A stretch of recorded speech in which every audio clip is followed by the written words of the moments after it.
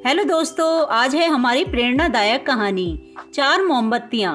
रात का समय था, चारों ओर गुप्त अंधेरा छाया हुआ था। केवल एक ही कमरा प्रकाशित था। वहाँ चार मोमबत्तियाँ जल रही थीं। चारों मोमबत्तियाँ एकांत देख आपस में बातें करने लगीं। पहली मोमबत्ती बोली, मैं शांति हूँ। जब मैं इस दुनिया को देखती हूँ तो बहुत दुखी होती हूँ।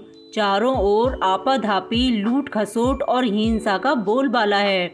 ऐसे में यहाँ रहना बहुत मुश्किल है। मैं अब यहाँ और नहीं रह सकती। इतना कहकर मोमबत्ती बुझ गई। दूसरी मोमबत्ती भी अपने मन की बात कहने लगी। मैं विश्वास हूँ। मुझे लगता है कि झूठ, धोखा, फरेब, बेईमानी मेरा वजूद खत्म करते जा रहे हैं। ये जगह अब मेरे लायक नहीं रही। मैं भी जा रही हूँ। इतना कहकर दूसरी मोमबत्ती भी बुझ गई। तीसरी मोमबत्ती भी दुखी थी। वह बोली, मैं प्रेम हूँ। मैं हर किसी के लिए हर पल जल सकती हूँ, लेकिन अब किसी के पास मेरे लिए वक्त नहीं बचा।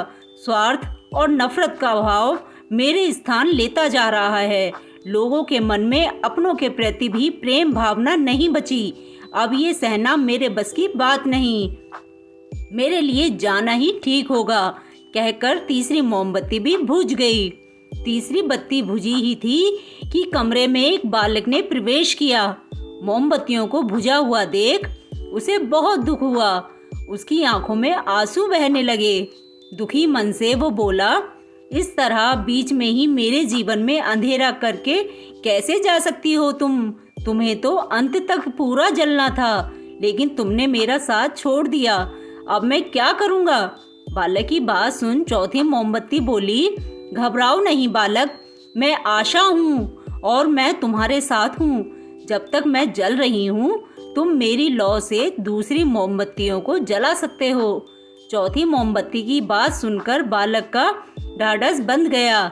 उसने आशा के साथ शांति, विश्वास और प्रेम को पुनः प्रकाशित कर लिया। तो हमें इस कहानी से सीख मिलती है कि जीवन में समय एक सा नहीं रहता। कभी उजाला रहता है तो कभी अंधेरा। जब जीवन में अंधकार आए, मन अशांत हो जाए, विश्वास डगमगाने लगे और दुनिया पराई लगने लगे, तब आशा का दीपक जला लेना।